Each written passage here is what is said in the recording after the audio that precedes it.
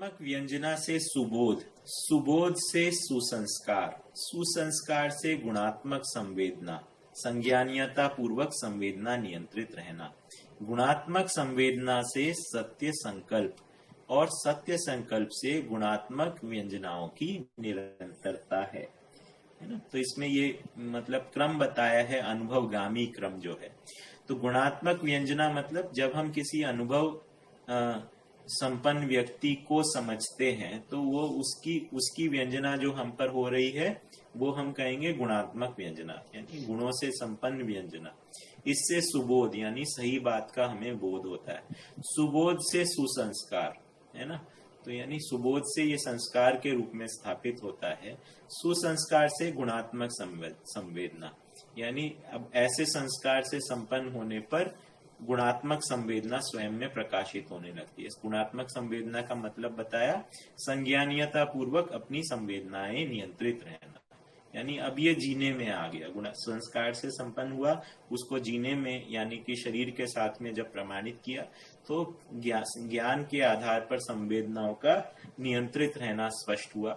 अब ये गुणात्मक संवेदना से सत्य संकल्प हुआ है ना। अब ये इस प्रकार से जीना शुरू हुआ। सत्य संकल्प से यहाँ से आशय सत्य का व्यवस्था के रूप में प्रमाणित होना। तो गुणात्मक संवेदना से सत्य संकल्प हुआ है ना, व्यवस्था में प्रमाणित होने के अर्थ में।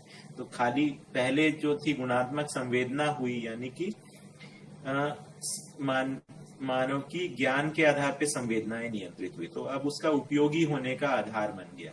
अब इसके बाद में व्यवस्था में भागीदारी करने को हम कह रहे हैं सत्य संकल्प। फिर सत्य संकल्प से गुणात्मक संवेदनाओं की निरंतरता है ना। तो ये गुणात्मक संवेदनाओं की निरंतरता को का मतलब है परंपरा के स्वरूप में वो स्थापित हो जाए है ना। तो जब पहले व्यवस्था में प्रमाणित होना और फिर उस प्रमाणित होने की निरंतरता किस रूप में हो जाए, गुणात्मक व्यंजनाओं की निरंतरता किस रूप में होगी, परंपरा के स्वरूप में होगी। ठीक है, तो इस तरीके से हम इसमें चल रहे हैं। तो स्थिति एवं क्रिया का संकेत ग्रहण क्षमता ही व्यंजनीयता है ना। तो ये व्यंजनीयता शब्द का मतलब हर एक में हमने इस बारे में चर्चा की थी कि हर एक मानव जो है संकेत को ग्रहण कर सकता है, उसी को व्यंजना या व्यंजनीयता कहते हैं। व्यंजनीयता की परिभाषा थी वास्तविकताओं को व्यंजित कराने योग्य प्रस्तुति है ना, इसको व्यंजनीयता कह रहे हैं। तो व्यंजित होना और कराना इस रूप में मानव रहता है। संकेत के प्रक्रियाबद्ध ज्ञान प्राप्य को पाने, उसको सुरक्षित रखने के कार्यक्रम में अभिव्यक्त है ना। तो कोई भी संकेत को मानव ग्रहण करता है, यानी कि तो ये किस रूप में होगा कि किस या तो वो ज्ञान को पाने के लिए होगा है ना, या फिर कोई भौतिक वस्तु को पाने और उसको सुरक्षित रखने के कार्यक्रम में होगा। प्राप्त के अनुभव के क्रम में भास, आभास और प्रतीति ही ज्ञापक है ना। तो प्राप्त व्यापकता के अनुभव के रूप में भास, आभास और प्रतीति ही का ही सत्यापन होता है। मानव दूसरों के लिए भी संकेत प्रसारित करता है। तो हम आप क्या कर रहे हैं इसमें, ये भी संकेत प्रसारण ही कर रहे हैं एक दूसरे के लिए। संकेत ग्रहण क्रिया ही अनुमान आरोपण है ना, अनुमान का आरोपण और अनुमान का अंकुर, अनुमान उदय होना। तो संकेत ग्रहण क्रिया ही अनुमान का आरोपण और अनुमान का अंकुरण भी है, जो संकल्प, इच्छा, विचार और आशा है। ये स्पष्ट है।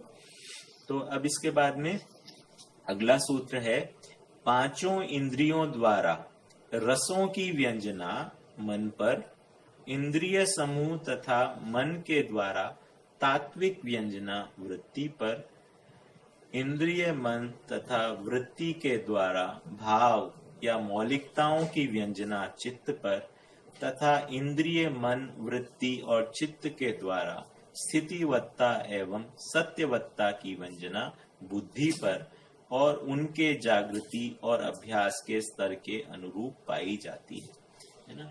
तो इसमें ये मन, वृत्ति, चित्त, बुद्धि में किस प्रकार से व्यंजना होती है इस बारे में वर्णन किया है। तो मन में, मन को रसग्राही के रूप में बताया है। तो रस को यानी जो कुछ भी आस्वादन हो रहा है वो मन में होता है। तो मन में 3 प्रकार के आस्वादनों की बात की गई है। एक तो संवेदनाओं का, रुचि का आस्वादन है, एक है मूल्यों का आस्वादन है और एक है लक्ष्य का आस्वादन। तो उसका स्वीकार करने की बात मन में रहती है और फिर उसमें जो तत्व है उसका व्यंजना जो है वो वृत्ति पर होती है। तो उसमें प्रिय हित लाभ और न्याय धर्म सत्य का विश्लेषण जो है वो वृत्ति में होता है। तो एक प्रकार से जीवन में देखें तो ये फिल्ट्रेशन का प्रोसेस चल रहा है। जो मन से जो ग्रहण हो रहा है उसका तत्व ग्रहण हो रहा है वृत्ति पर और फिर उसकी मौलिकताओं का ग्रहण हो रहा है चित्त में, है ना। या फिर तो इस प्रकार से मौलिक, तो हम जो अध्ययन में कर रहे हैं जो मन से ग्रहण हो रहा है उसका वृत्ति में विश्लेषण कर विश्लेषण के सार रूप को मौलिकता के रूप में हम उसको चित्त में स्वीकार रहे हैं, है ना। और इसके द्वारा फाइनली क्या हो रहा है, बुद्धि क्या है, सत्य को ग्रहण करने की चीज है कि ये वस्तु वास्तव में अस्तित्व में है या नहीं। इसका निर्णय जो हो रहा है वो बुद्धि में होता है। तो इसलिए बुद्धि ही ज्ञान का को या जानने की स्थली, एक सूत्र जो एक जगह बाबा ने बताया कि जानने की चिरस्थली बुद्धि है ना। तो इस प्रकार से जानने की जगह में हमें पहुंचता है कि कोई चीज जो है वास्तव में अस्तित्व में है, ये वाली बात का निश्चयन जो है वो बुद्धि में हो जाता है। वातावरणस्थ क्रिया संकेत ग्रहण और प्रसारण क्षमता ही व्यंजना है। तो व्यंजना में दोनों चीजों को जोड़ लिया, संकेत को ग्रहण करना और प्रसारण करना। प्रत्येक संकेत के पूर्व अधिष्ठित आशा, विचार, इच्छा और संकल्प को वो संकेत पुनराकार प्रदान करते हैं जो वर्तमान में प्रत्यक्ष हैं। तो मतलब आशा, विचार, इच्छा और संकल्प मिलके एक मानसिकता का, एक जीवन का एक स्वरूप बनता है। तो कोई भी संकेत मिलता है तो उससे उसका एक दूसरा आकार बनता है ना, और वो वर्तमान में प्रत्यक्ष होता है। फलतः मानव में अनेक विविधताएं, निपुणता, कुशलता, कला, विचार, आशा के रूप में प्रकट होती हैं तथा पांडित्य में से के लिए सार्वभौमता है ना। तो इसके आधार पे मानव में जो विविधताएं हैं वो कला, निपुणता, विचार और आशा के रूप में इनमें विविधता रहेगी। और स्थिरता, कॉमननेस कहाँ पर रहेगी, सहीपन का कॉमननेस कहाँ पे रहेगी, वो रहेगी पांडित्य में, जो कि उसके बुद्धि के स्तर की स्वरूप है, जो कि सार्वभौम है ना। तो पांडित्य जो है वो प्रतिभा के रूप में रहेगा, है ना। तो उस तरीके से हम इसको देख रहे हैं। शरीर के द्वारा व्यवहार, हृदय के द्वारा शरीर, प्राण के द्वारा हृदय और मन के द्वारा प्राण का संचालन प्रसिद्ध है ना। तो इसमें ये क्रम दे रखा है कि अब इसका जो है सूक्ष्म, स्थूल से सूक्ष्म की ओर गति है ना। तो किसका किस पर नियंत्रण है, तो व्यवहार जो मानव करता है उसका नियंत्रण जो है वो शरीर कर रहा है। शरीर का नियंत्रण कहाँ पर है, हृदय के द्वारा। और प्राण जो है यानी सांस लेने के द्वारा जो है वो हृदय का नियंत्रण है। और मन के द्वारा जो है वो प्राण का संचालन प्रसिद्ध है ना। तो ब्रेन के द्वारा जो ब्रेन के थ्रू जो है जो मन संकेत कर रहा है, वो उस प्रकार से प्राण का संचालन जो है वो मानव शरीर में हो रहा है। तो ये इस प्रकार से ये क्रम हुआ, मन, प्राण, है ना, और फिर उसके बाद हृदय, हृदय से शरीर, शरीर से व्यवहार। मन का संकेत संवेग के रूप में है, वह प्राण के द्वारा मेधस पर प्रसारित होता है ना। तो ये वाली बात ठीक हुई कि मन जो है वो संकेत कर रहा है और उस ब्रेन के ऊपर, और उसको हम संवेग कह रहे हैं। और वो प्राण के द्वारा, है ना, यानी प्राण वायु के द्वारा मेधस यानी कि ब्रेन के ऊपर प्रसारित होता है। मेधस से तरंग में अनुवर्तित होकर, मतलब उसमें एक वेव, उसमें एक पल्स के रूप में वो होकर शरीर को क्रिया व्यापार यानी कि शरीर को करने में, कुछ क्रिया करने में, कर्मेंद्रियों के द्वारा, ज्ञानेंद्रियों के द्वारा में रत होने के लिए बाध्य कर देता है। तो मेधस से तरंग में अनुवर्तित होकर वो शरीर को क्रियाकलाप में रत होने के लिए बाध्य कर देता है। बाह्य प्रकृति के संकेत इंद्रियों द्वारा ग्रहण किए जाते हैं, है ना। तो बाहर मतलब तो इंद्रियों की परिभाषा एक दिया है, इच्छा पूर्वक द्रवित होने वाले अंग को इंद्रिय कहा है। तो बाह्य प्रकृति के संकेतों को ग्रहण किस प्रकार करता है? ज्ञानेंद्रियों के द्वारा। ये परानुक्रम संकेत ग्रहण प्रक्रिया है। परानुक्रम मतलब बाहर से अंदर की ओर आना, अंदर मतलब जीवन में आना, यानी कि बाहर शरीर के बाहर की जो क्रियाएं हैं उनसे इंद्रिय सन्निकर्ष पूर्वक यानी इंद्रियों के कांटेक्ट के द्वारा उनमें वो संकेत ग्रहण की प्रक्रिया है। आशा और विचार के स्पंदन के अनुरूप प्राणोद्दीपन और प्राणोद्दीपन के अनुरूप आशा और विचारों का स्पंदन प्रसिद्ध है ना। तो यानी जीवन में आशा विचार का जो स्पंदन है उसके अनुसार प्राणोद्दीपन को अपन बोलेंगे न्यूरॉन्स का जो फायरिंग होता है ब्रेन में, है ना। तो जब भी कोई जीवन है वो उसमें संकेत का प्रसारण करता है तो उससे एक प्राणोद्दीपन होता है, मतलब उसमें एक न्यूरॉन्स के अंदर एक्टिविटी होती है उस क्रिया को पहचानने के लिए। प्राणोद्दीपन के अनुरूप आशा और विचार का स्पंदन, ये अब संकेत को ग्रहण करने के लिए, जबकि संवेदनाओं से कुछ संकेत आता है तो वो जीवन के पास आशा और विचार के में स्पंदन के रूप में होता है। यही प्रक्रिया काम को क्रोध, भय, भ्रांति, मोह, शोक आदि परिपाकी प्रक्रियाओं में स्पष्टतया परिलक्षित होती है। तो ये तो हमें पता ही है कि क्रोध, भय आदि के स्थिति में जो हमारी सांस बढ़ जाती है और इस प्रकार से एक बेचैनी होती है और इस तरह की चीजें जो हमारे अंदर पाई जाती हैं, तो इससे पता लगता है कि शरीर और मानसिकता का एक लिंक है, ये हमको स्पष्ट होता है। पर सहज रूप में इनका क्या कार्यकलाप है वो अध्ययन की वस्तु है। स्पंदन, प्रतिस्पंदन। स्पंदन मतलब जो निर्भ्रांति पूर्वक जो जीवन में है और प्रतिस्पंदन मतलब भ्रांति पूर्वक।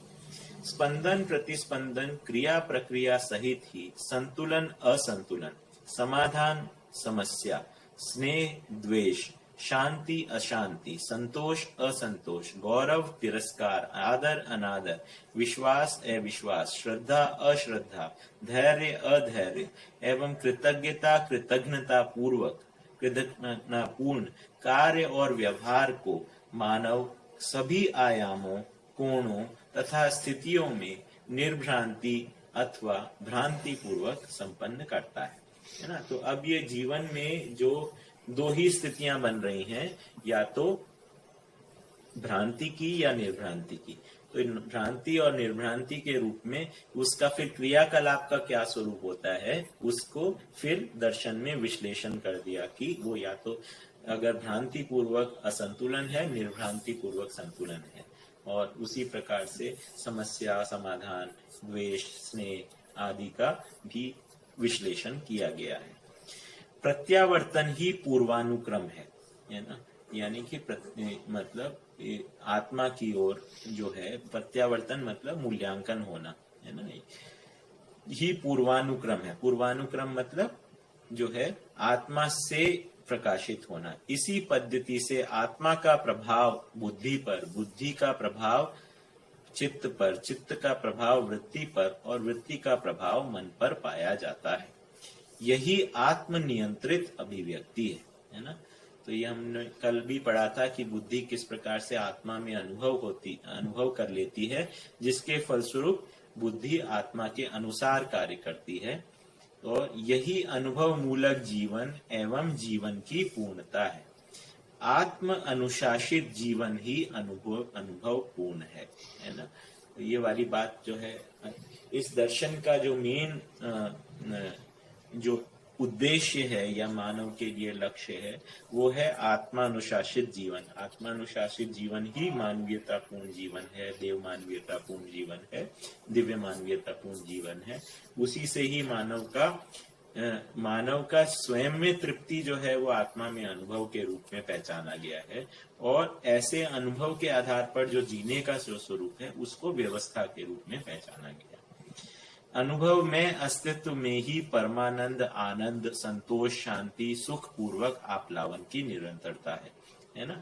तो आत्मा का व्यापक सत्ता में अनुभव होने को परमानंद कहा, बुद्धि का आत्मा में अनुभव होने को आनंद कहा, चित्त का ऐसे अनुभव मूलक बुद्धि के रूप में अनुभव होने को संतोष कहा, और वृत्ति का ऐसे चित्त के में अनुभव होने को शांति कहा, और मन का ऐसे वृत्ति में अनुभव होने को सुख कहा। तो उसमें उस आप्लावन की निरंतरता है, मतलब उसमें एक सुख की स्थिति की बनी रहने की निरंतरता है। ब्रह्मानुभूति में परमानंद आत्मा में, आत्मानुभूति में आनंद बुद्धि में, बुद्धि सहज अनुभूति संतोष चित्त में, चित्त सहज अनुभूति में शांति वृत्ति में, और वृत्ति सहज अनुभूति में सुख मन में है। यही अनुभव समुच्चय, ये अपने में स्पष्ट ही है। अनुभव समुच्चय ही अभ्युदय की परम उपलब्धि एवं लक्ष्य है ना। ये वाली बात है कि जीवन जो है अनुभव संपन्न हो जाए, अनुभव मूलक हो जाए, यही अभ्युदय की परम उपलब्धि और लक्ष्य है। अभ्युदयशील सामाजिकता यानी अभ्युदय की को बनाए रखते हुए होने वाली सभ्यता, संस्कृति, विधि और व्यवस्था है ना। इन शब्दों से हम अच्छे से अब परिचित हो चुके हैं। सामाजिकता का मतलब क्या होता है? विधि और व्यवस्था यानी कानून और जो कुछ भी व्यवस्था सिस्टम्स हैं उसके स्वरूप में विधि और व्यवस्था है, और सभ्यता और संस्कृति का भी स्वरूप जो है हम समझ चुके हैं कि मूल्यों के रूप में, मूल्यों का जो विस्तार है वो संस्कृति के रूप में है ना, और जीने का स्वरूप जो है वो सभ्यता के रूप में है। ठीक है, तो इस प्रकार से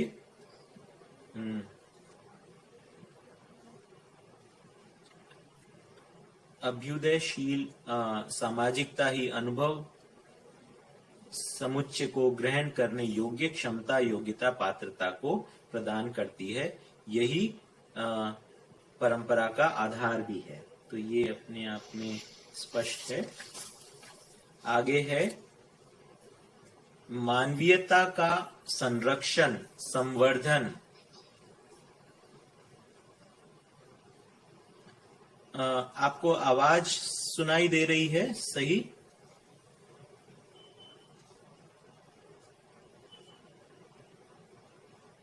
एक बार फिर से, क्योंकि मुझे थोड़ा डाउट हो रहा है कि आवाज आपको ठीक आ रही है। Okay, good.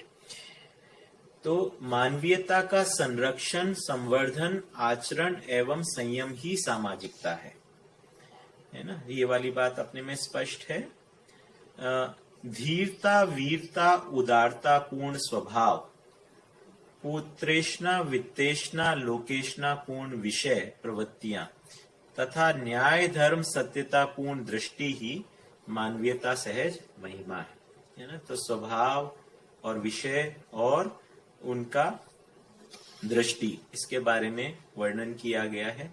तो इसकी परिभाषाएं हम जानते ही हैं, है ना। धीरता, वीरता और उदारता के बारे में कि स्वभाव जो है, मानवीय स्वभाव क्या होगा? न्याय में निष्ठा और दृढ़ता को धीरता कहा है। दूसरों को न्याय दिलाने में स्वशक्तियों का नियोजन करना वीरता कहा है, और अपने तन मन धन का स्व प्रसन्नता पूर्वक दूसरों के लिए अर्पित करना उसको उदारता कहा है। और उसके साथ में विषय होंगे पुत्रेष्णा, वित्तेष्णा और लोकेष्णा यानी जनबल कामना, धनबल कामना और यश बल कामना। इनके साथ में जो है प्रवृत्तियां और न्याय, धर्म और सत्य की दृष्टि है ना, ये स्वयं में हो जाए, ये मानवीयता सहज महिमा है।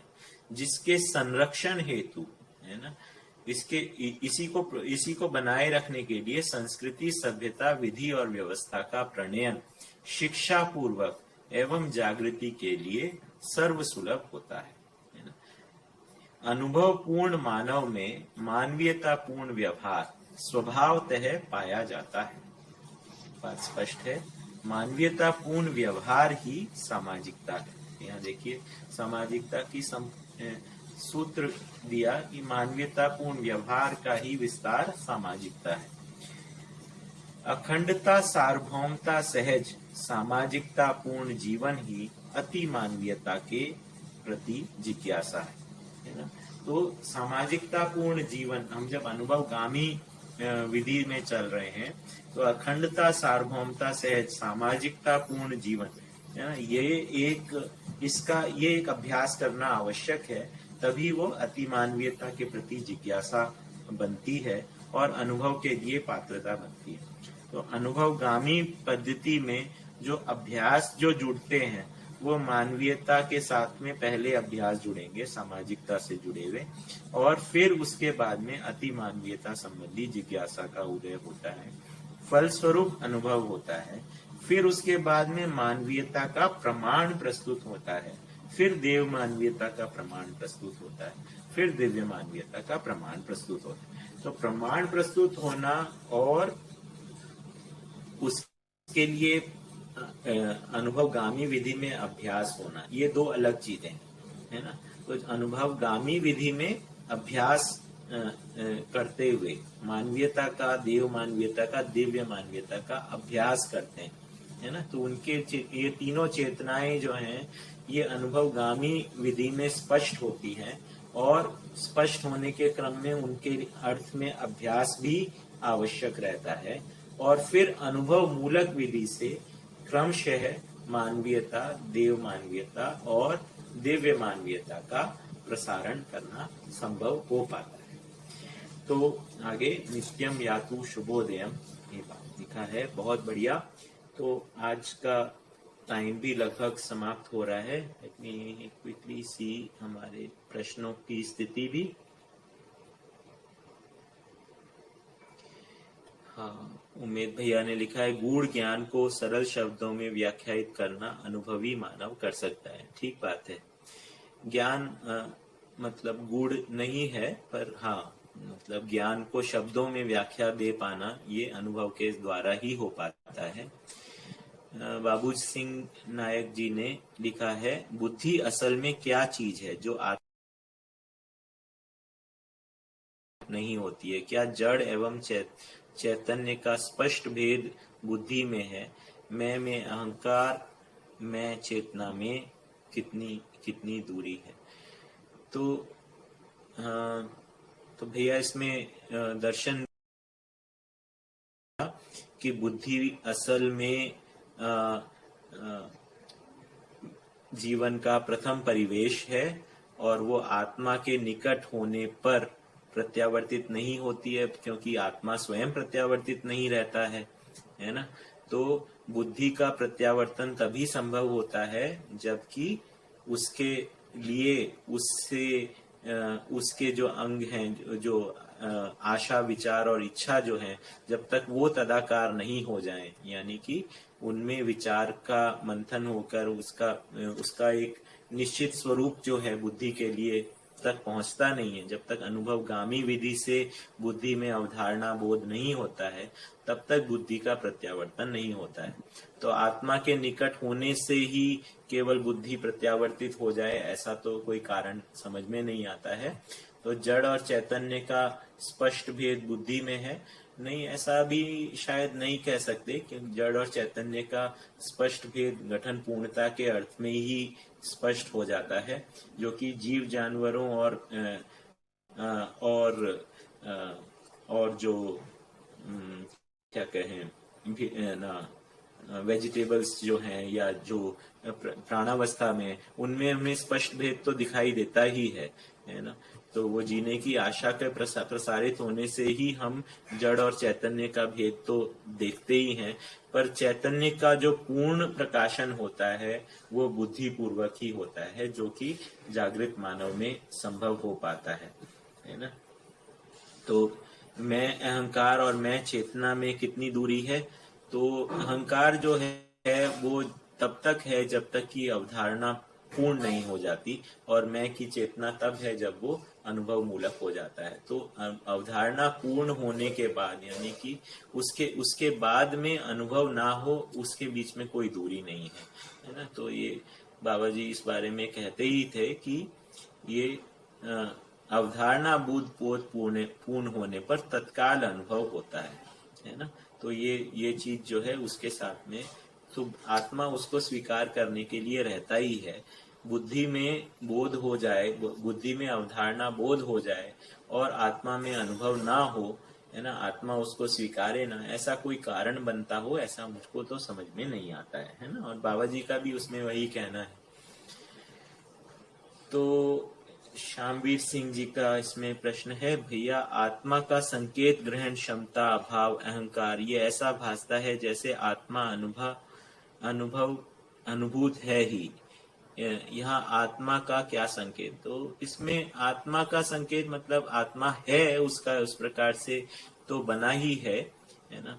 तो आत्मा जो है उसकी स्थिति के अनुसार उसका एक स्वरूप है, पर उस स्थिति को स्वीकार, संकेत ग्रहण क्षमता जो का तो विकास तो उससे कम वाली वस्तु बुद्धि में ही होगा।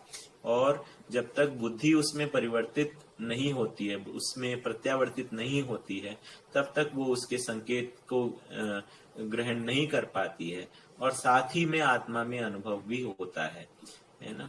तो अगर मान लो हम ये कहें कि आत्मा में अनुभव है ही, है ना, तो उससे आशय ये जाता है कि मतलब वो अधिक श्रेष्ठ वस्तु जो है वो कम श्रेष्ठ जो है फिर भी उसके अंदर मनमानी किए हुए है ना। तो यहाँ पर ऐसा आशय व्यक्त नहीं किया जा रहा है। तो मुझे लगता है हम यहाँ पर 1 मिनट रोक सकते हैं। पर मैं इन प्रश्नों को है ना टेलीग्राम ग्रुप में भी इसका उत्तर दे दूंगा, ताकि लिखित रूप में भी वो आ जाए। तो सुनील अजीवाल जी ने लिखा है, भ्रमित मानव में 4.5 क्रिया ही होती है तथा बुद्धि चुप रहती है, तो बुद्धि ही अहंकार कैसे, है ना। तो इसमें बुद्धि चुप रहती है, उससे आशय क्या है ना। तो बुद्धि ठीक है। तो जो भी भ्रमित अवस्था में भी बुद्धि जो है चित्त तक बनने वाले चित्रणों का दृष्टा बना रहता है, और बुद्धि जो है वो आत्मा से प्रामाणिकता की अपेक्षा में रहती है और चित्रणों का दृष्टा बना रहता है ना। तो ऐसे में बुद्धि ही स्वयं जो चित्रणों को नकारता रहता है, जो भ्रमित चित्रणों को नकारता रहता है और अपने से श्रेष्ठ को पहचाना नहीं रहता है, इसीलिए उसका नाम अहंकार दिया गया है ना। तो 4.5 क्रिया ही होती है, इसका मतलब है 4.5 क्रिया ही प्रमाणित होती है। इसका मतलब ये नहीं है कि उसमें बुद्धि और आत्मा होती नहीं, बुद्धि और आत्मा होती है, लेकिन वो प्रभावी नहीं रहती है ना। साथ ही ये भी हमने बात किया कि बुद्धि और आत्मा जो है वो एक प्रकार से जीवन में इनकरप्टिबल कोर है, मतलब वो ऐसे मूल है जिसके ऊपर कोई करप्शन नहीं होता, यानी उसके ऊपर कोई विषम चीज जाती नहीं है ना। तो विषमात्मक चीज जाती नहीं है और सम का मध्यस्थ का आधार उसमें बना नहीं रहता है, ऐसी स्थिति 4.5 क्रिया में रहती है। तो ऐसे जीवन में एक अपेक्षा तो बन जाती है ना, सच्चाई की अपेक्षा तो मानव में रहती है। आत्मा और बुद्धि के रहते जीवन में, मानव जीवन में सच्चाई की, सुख की अपेक्षा तो रहती है, लेकिन सुख को प्रमाणित करने का आधार नहीं बना रहता है। तो सुख को प्रमाणित करने का आधार बनने के लिए जीवन में अध्ययन की आवश्यकता रहती है, समझ की आवश्यकता रहती है, विचारों के ध्रुवीकरण होने की आवश्यकता रहती है, विश्लेषण का सार निकलने की आवश्यकता रहती है। जब तक ये सार नहीं निकलता है तब तक आशा विचार इच्छा जो है वो अपने तरीके से कार्यरत रहते ही हैं, और बुद्धि का स्वरूप एक अहंकार के रूप में ही प्रमाणित होता है, और उससे पहले जो है अभिमान और हट का भी स्वरूप बना रहता है। तो यहाँ पर रोकेंगे क्योंकि समय हमारा हो गया है। बाकी के प्रश्नों को मैं या तो टेलीग्राम ग्रुप में उत्तर करूंगा या फिर हम कल भी उसको चर्चा कर सकते हैं। सभी का बहुत बहुत धन्यवाद, आप लोगों ने इतने ध्यान से मुझको सुना। हम कल इसको आगे कंटिन्यू करेंगे, अध्याय 4 और 5 को। बहुत धन्यवाद।